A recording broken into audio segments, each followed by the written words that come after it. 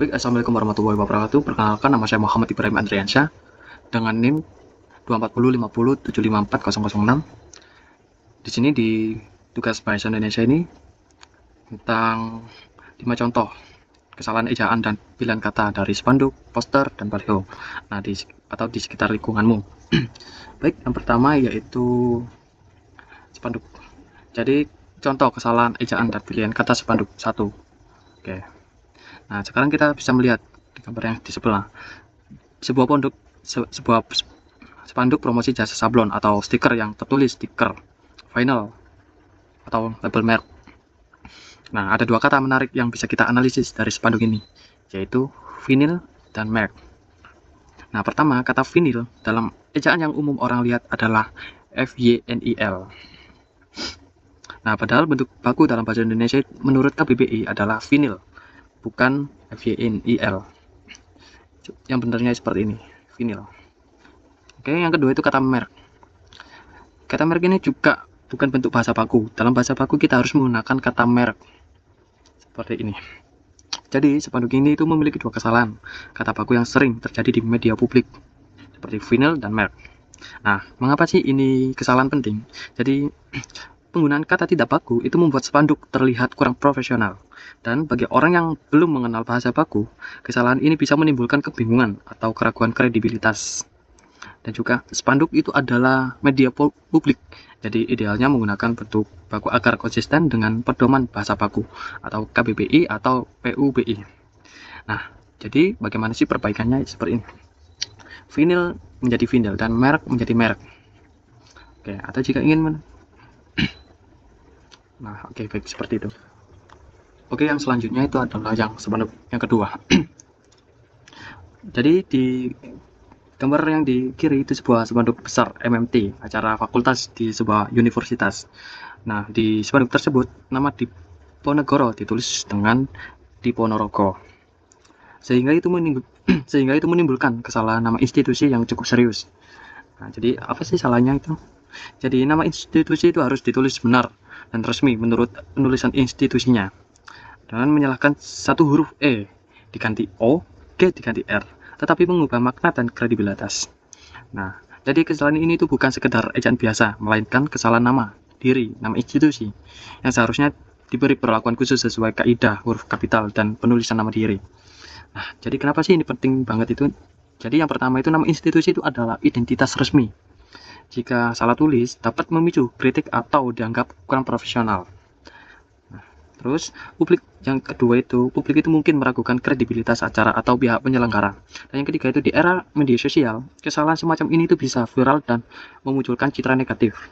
Nah, jadi untuk perbaikan yang tepat itu pastikan penulisannya itu Universitas Diponegoro seperti ini.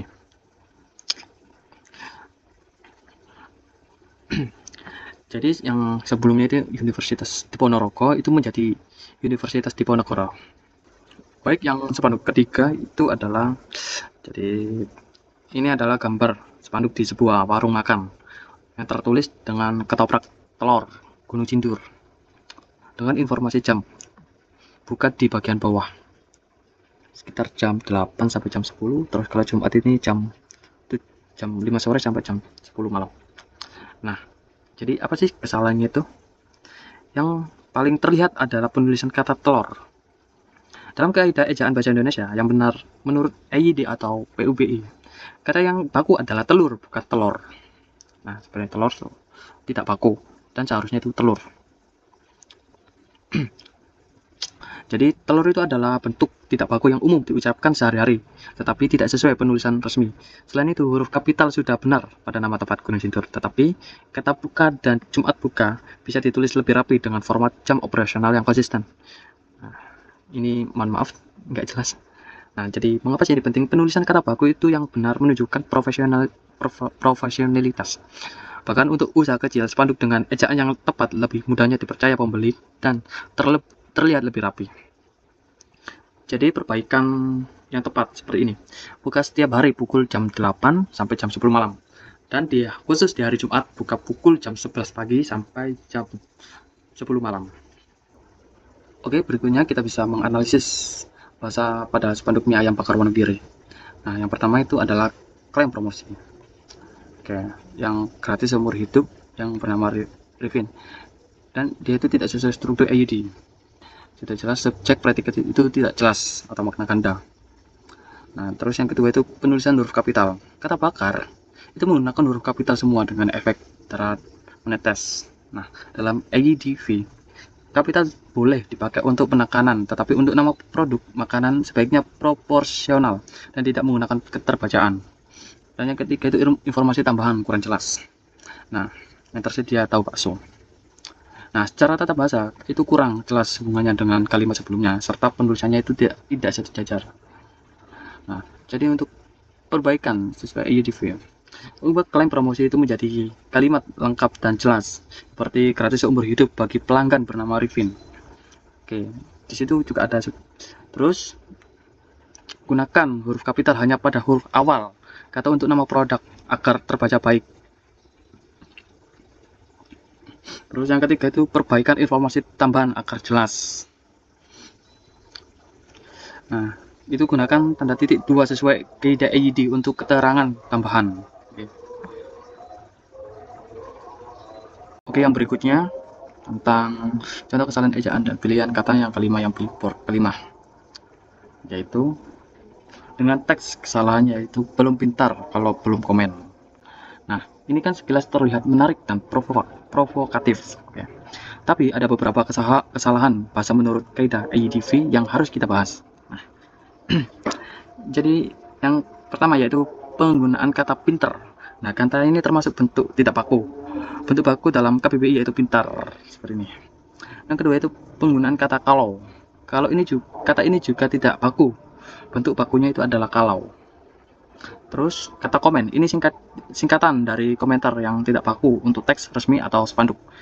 Bentuk bakunya adalah berkomentar atau komentar. Tidak ada tanda baca. Nah, teks panjang tanpa titik atau koma sehingga kurang jelas sebagai kalimat ajakan. Jadi perbaikan sesuai EUDV. Gunakan bahasa baku dan tanda baca yang benar. Terus kalimat perbaikan belum pintar kalau belum berkomentar. Nah, terus tambahan tanda baca untuk memperjelas belum pintar kalau belum berkomentar. Ini kan lebih spesifik, lebih enak kalau dibaca. Jadi kesimpulannya, penggunaan bahasa baku sesuai EUDV itu membuat billboard lebih profesional, jelas, dan mudah dipahami. Nah, sekian dari presentasi kali ini, dari tugas ini. Wassalamualaikum warahmatullahi wabarakatuh.